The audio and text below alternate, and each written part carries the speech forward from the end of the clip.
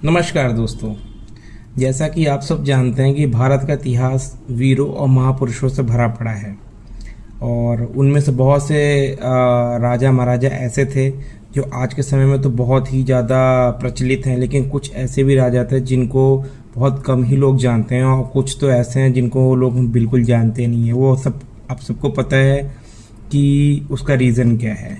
जिस तरीके से आज़ादी के बाद हमारे देश का जो एजुकेशन सिस्टम था और जिस तरीके से अंग्रेज़ों ने भी हमारे देश के एजुकेशन सिस्टम को अपने अकॉर्डिंग मॉडिफाई किया, जिससे कि हम अपने इतिहास को न जान सकें। और हमारे देश का इतना महान इतिहास जिसको हम एक तरीके से समझो भूल ही गए या इग्नोर कर दिया। आज भी हम सिर्फ कुछ एम्पायर्स के बारे में ही पढ़ते हैं, उससे ज़्यादा हम नहीं जानते हैं। तो ऐसे ही बहुत सारे राजा थे। मैं कोशिश करूँगा कि उन्हीं में से कुछ राजाओं का मैं आपको उनके बारे में बता पाऊँ। तो जैसा कि इन्हीं सब महान योद्धाओं में एक अत्यंत महान राजा और ऐसे थे जिनका बहुत फेमस हैं और मतलब पता नहीं बहुत से लोग नहीं जानते हैं, लेकिन उनका नाम था राजा बप्पा रावल। बप्पा रावल और बप्पा रावल के बारे में आप अगर जानेंगे तो सिंपल तो आपको बता दूं कि पाकिस्तान का जो रावलपिंडी है वो उन्हीं के नाम पे पड़ा है, बप्पा रावल के नाम पे। तो वे एक्चुअली महान मेवाड़ राज्य जो थे उसके संस्थापक माने जाते हैं। मेवाड़ के राजस्थान में पड़ता है मेवाड़, और उनको राजपूतों में एक बहुत ही अत्यंत ऊंचा स्थान दिया गया है। वो एक राजा ही नहीं थे बल्कि समझ लो कि भारतीय संस्कृति धर्म और स्वाभिमान के रक्षक भी थे, ऐसा कहा जाता है, और एक्चुअल में थे भी। तो एक्चुअली बप्पा रावल थे कौन, उनका प्रारंभिक जीवन क्या था? तो बप्पा रावल का वास्तविक नाम जैसा आपको बताऊं तो जो मिलता है उनका वास्तविक नाम काल भोज था, और उनका जो जन्म था वो गुहिल वंश में हुआ था, जो आगे चल के सिसोदिया वंश के रूप में प्रसिद्ध हुआ। सिसोदिया जैसा हम सब जानते हैं। तो बचपन में ही उनमें बहुत अद्भुत साहस, नेतृत्व क्षमता और युद्ध कौशल दिखाई देता था। कहा जाता था कि उनका पालन पोषण जो है वो साधु संतों और वीर योद्धाओं के सानिध्य में हुआ है। समझ रहे हैं?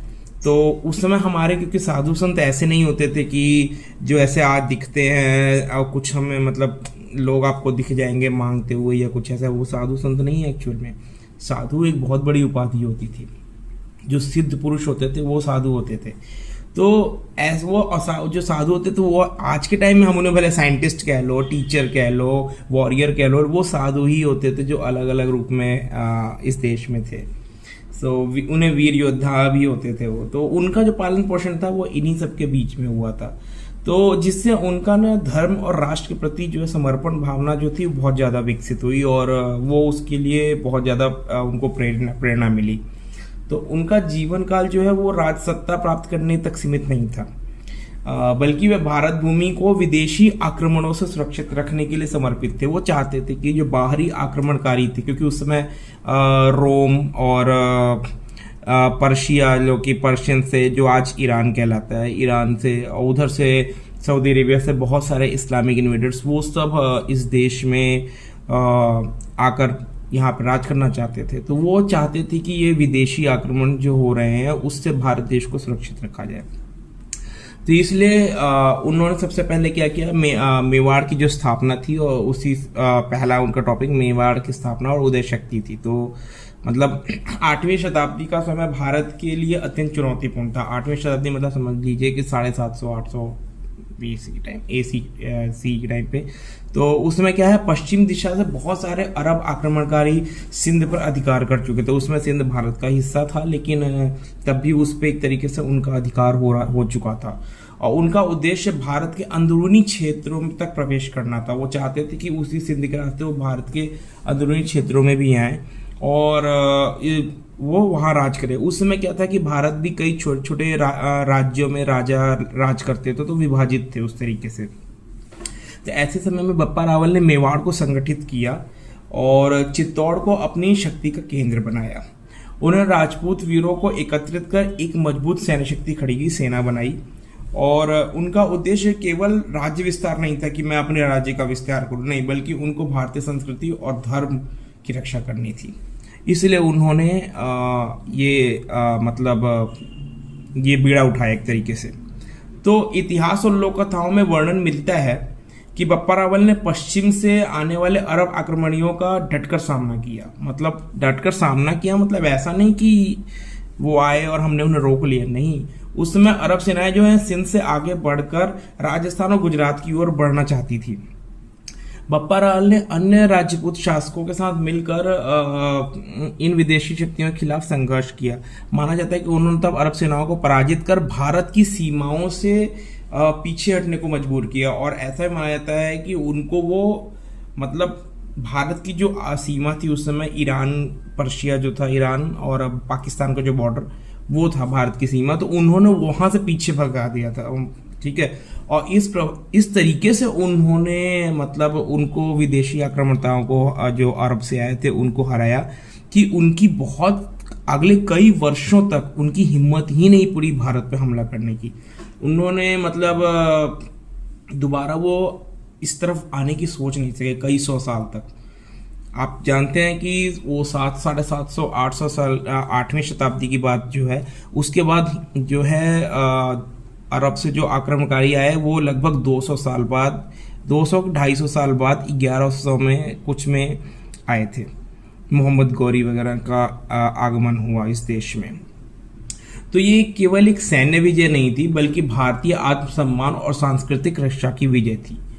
तो इसलिए आपको उनके बारे में बहुत जानना जरूरी था। बप्पा रावल की सबसे बड़ी विशेषता थी उनका नेतृत्व।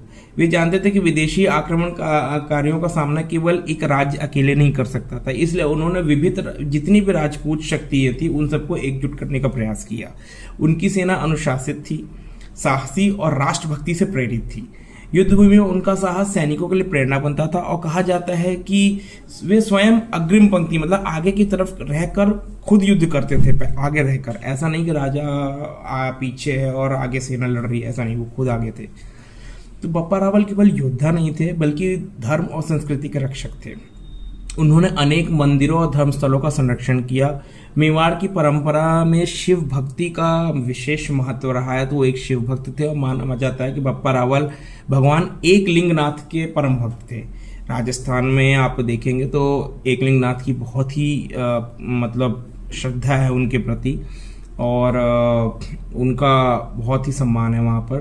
तो एकलिंगनाथ भगवान को पूछते हैं जो भगवान शिव का ही एक रूप है। तो मेवाड़ के शासक स्वयं को भगवान एकलिंग जी का प्रतिनिधि मानते थे और राज्य को धर्म की सेवा का माध्यम समझते थे। यही कारण है कि मेवाड़ सदैव हिंदू संस्कृति और स्वाभिमान का केंद्र बना रहा।